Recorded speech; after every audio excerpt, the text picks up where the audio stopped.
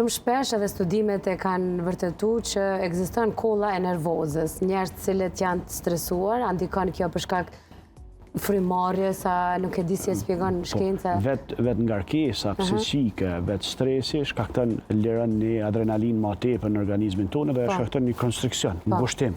Edhe rrit gjendjen e tendosës së organizmit në përgjithësi.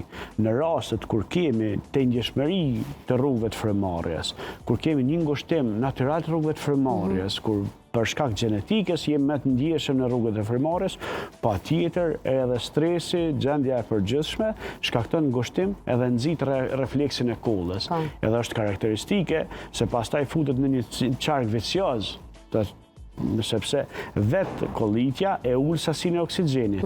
Rritet nevoja për frymëmarrje, edhe atë ndodh ato çrregullimet, edhe lodhja e madhe, edhe kokdhimbja, edhe shkon gjendja duke rëndu se cila shkallë, si kaskadë, shkon duke rëndu njëra tjetrën, që nxit kërkimin e ndihmës së mjekit për marrjen e terapisë për lehtësimin e simptomave.